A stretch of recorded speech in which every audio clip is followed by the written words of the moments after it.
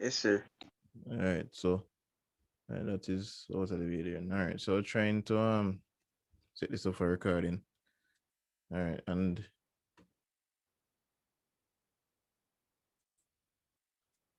here we go, we're live.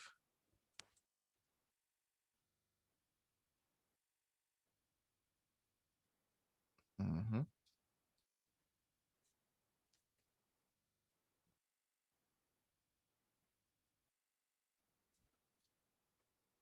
All right. And if Ariana is even coming to class. Yeah,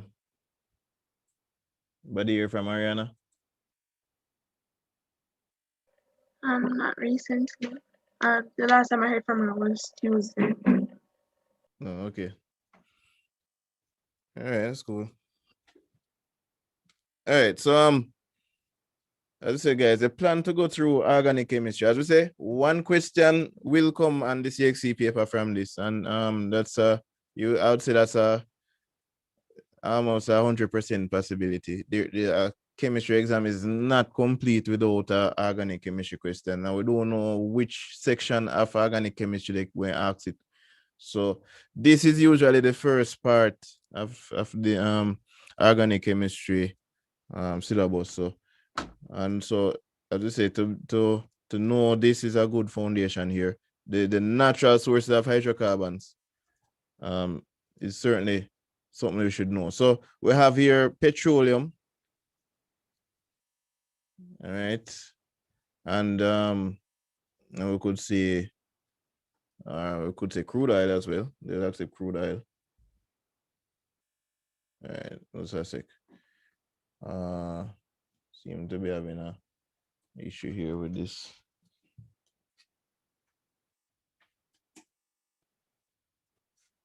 That's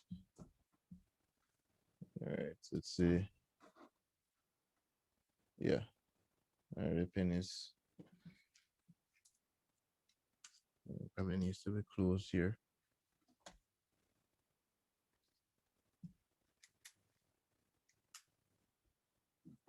There you go. So we have here petroleum, and let's put it in brackets. Well, crude oil.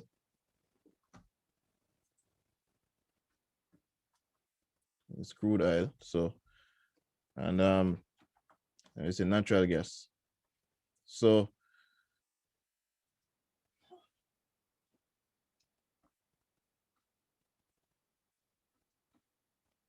all right, and of course we could have coal as well. All right. No yeah, there's like different states of matter where we can get sources. So crude oil will be liquid, natural gas, but then coal is actually a solid form.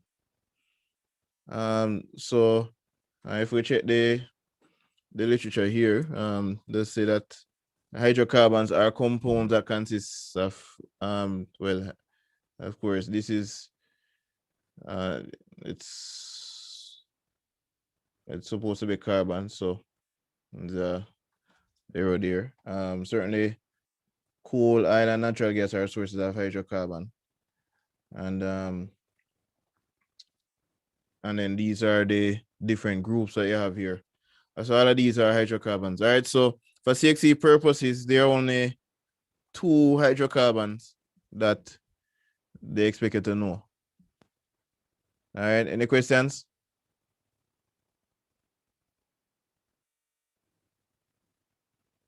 No, sir. Okay. So get this in your brain once and for all. And only two hydrocarbons that CXC can ask you about. All right. Alkenes are alkenes. Um, and we're going to go into some more discussion about those two. All right. All right. So that's taking care of the first question.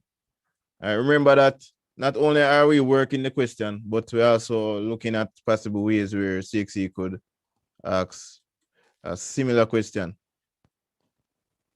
All right. So that's the key here. All right. Now, 2 marks for this question. fractional, and then part B goes on to say what? Fractional distillation of crude oil produces several fractions. In fact, they're giving you a part of the answer here as a source. So look at that. So part of the answer is in the next part of the question. I don't know if you realize that. All right, fractional distillation of crude oil produces several fractions containing a range of compounds with varying numbers of carbon atoms. 3 of these fractions labeled 1, 2, and 3 are shown in table 3. So, all right, guys. So I'd say in the exam, you have to focus. All right, can't get distracted. It's a lot of reading. All right, the more, the better you can read is the better you're going to do at the exam. And notice that it is more reading and not so much studying. It's reading the question and understanding it. All right. And of course, when you understand it now, you don't overwrite. You don't try to prove so you're bright or anything. You just answer the question. All right. Hope everybody understand that. Now, let's take it one step at a time here. Now, maybe the question might seem unfamiliar to some of you. Probably it seem unfamiliar to you, Jonathan. But you know, this is the time when you're getting prepared for exam. Did anybody try this part of the question, by the way? Kimberly or Sashay? Yes, sir. Okay. So, Sashay, what do you have for yours? Identify one of these numbered fractions. What's your answer for that? Fraction 1. Gases. Oh, okay. Oh, so the fraction number is 1 and your answer is gases. Yes, sir. Okay. I'll probably put natural gases. All right. All right, very good. So that's your fraction. All right, Kimberly, what do you have for yours? This one use of fraction 3. Fraction 3, okay.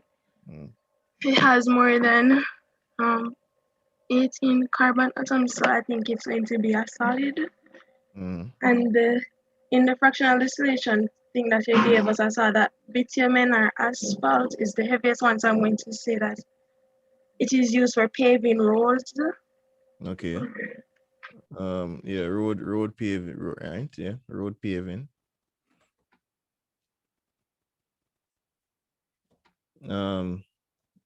Yeah. Yeah, okay, I'll accept that. So that's cool. So definitely one use of fraction 3. Now, again, guys, I hope you're paying attention to the wording of the question, because I know that in the exam report, every year that the exam is done, CXC releases a report on the exam to say how the students did overall and what are the common mistakes students are making on these questions. And you know, a lot of students would go on to say what the fraction 3 is, right? It didn't, well, and then some students is just like so ready for exam, probably they saw something the night before or a couple weeks before, and then they go and write asphalt or bitumen, which that's not what the question is asking. Question is saying one use of fraction 3, and the use of that one, as you say, you probably would write what they are, just in case, or just to make sure that you get it out of your brain, really, because you might be just ready to answer here. And of course, you have natural gas here. And of course, from here you have your I guess you would have your fuel here. You know, heavy fuel, maybe, or something along that line. But let's go back to that column and see what's happening here. All right. Everybody seeing this? Yes, sir. Yes, sir. All right. As a matter of fact, let's find a better one. I think this is a better one. Yeah. All right. So the fractionating column here, refinery gas. All right. So actually C1 to C4 there. The question also went on to ask about C8. Let's just see the next part of the question. It would have been what, C12 rather to 18. Coming over here, see 12 to 18 would carry us from here, the kerosene fraction, and diesel. So these I would have collectively referred to them as fuel. See 20 to 50 would have lubricating oil. So Christian went to say C 20 to 40. You'd have asphalt here. All right. So there's a toss up here because let's see what the other diagram have. Well, I see that they have asphalt here as a residue from C25 and up. Lubricating oil would be C19 and up. So this, and so that therefore notice I said 1 in bold capitals, which means that there's another answer. But you see that? There's a Yes, sir. one use. When you write it big and bold like that, it means that there are more than one answers you can give. So the other answer you would have is lubricating oils. Which the uses of it, well, for lubricating, really. So lubricating surfaces. Yeah, because I think this fraction, if memory serves me correctly, it would be used, like on sports day, some schools use the tar and the track. That's an example of one material here. So it can be used for lubricating. So lubricating surfaces and paving, road paving or road pavement. Definitely those are acceptable answers. All right, so that was just a short, in fact, this is just part of a question really. And so this is 4 marks as it is. All right, 4 marks there. Then let's look at another question then. This came some year after, well, no, it's the same question actually. This is actually the rest of the question. So we'll reach here, part C. I remember that when them setting the question, them believe say you do everything in that topic. So if it's organic chemistry question, just even though they might focus on one part of organic chemistry for one section of the question, just know that in the back of CXE mind is that students have already done this topic. So, and why they believe that is that, well, they wrote the syllabus and then say, well, if you follow the syllabus, you're supposed to know it. So therefore, we're just setting a question on it. So they're not concerned if you don't finish this or don't finish that. So just understand that you have to have a plan going into the exam. All right. No. And part of our plan is to see the possible past paper questions. All right. So we know that we have to meet regularly for that. So let's look at this other question now. Another paper. I think that paper we did before was earlier, probably 2012. This is 2013. This is 2015 though, another year. And look at this. The question is actually a different twist here. So I'm gonna actually send you some of these questions in the group, and you can research and try them, and then we'll come to class and discuss it and straighten out the misconceptions or the misunderstandings that you might have.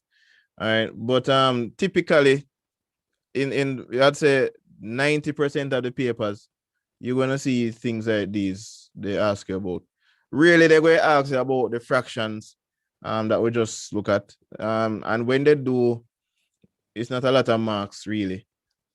But you've seen this question here, and you're probably wondering what on earth are they asking us to do here. Yes, go ahead, Kimberly. So I read up on the homologous series, and it gave the structure of the molecule for alkane and alkenes. So based on that, I saw that compound A was an alkane and compound B is an alkene. All right, stick up in there. All right, possibly Sashi and Jonathan probably don't have a clue there. Or do you? Do you understand what an alkane or alkene is, Sashi or Jonathan? No, sir. All right. So let us clear up that concern there. No, it's a pity that you weren't at the extra class I had on Monday, because on Monday I did this, the homologous series. So I'm going to have to go back to what a homologous series is. Now, this is something that you must know for organic chemistry. No way around this one. CXC will find a way to ask you what that word, what that term means. All right. So let me find the simplest definition. All right. Okay. Yeah, here it is. In fact, that's not the best one, but let's find something that can work for us today. All right. Now, homologous series, as the name suggests, the prefix homo means same, and logos, this part here, mean writing. So yeah, that's writing. All right, so these are basically organic compounds that are written in the same way. And when we say written in the same way, these branches that you're seeing, and you know, beside these letters, that's a way to write it. But let's just go into a more specific definition here. And we're looking at, everybody seeing this? Yes, sir. Yes, sir. All right, good. Homologous series here is used to represent. So it's a series, actually used to represent a group of compounds with the same functional group. So again, same is the root word homo. Functional group is actually logos. So that's why the homologous term comes into play here. All right. So that's what this is saying now, is that if you want to know what homologous series we are talking about, we have to look for the functional group, but there are other things that we can look for as well. All right. Members of the same homologous series are called homologs. All right. So you can think about it as a family then. So it's a family of compounds that are written in the same way because they have the same functional group. So almost like it'll come in like Jonathan and his brother Nathan. They would be from the same group. They would have something similar to them, apart from them last name is one of the things that you look for when people related, so same thing. So in this way, we could look at it. Organic compounds do have a functional group which come in like a last name where people have, where say, all right, they're my family. They are represented by the same general formula. So that's a key thing to note. And each member differs from the next by a CH2 unit. Well, all right. Not talking much about this one, but it's a true statement. But the physical properties change gradually with increasing molar mass. Yeah, just like in your family, the features that your family have will change as you get older. So, who bigger will look, different. That type of thing.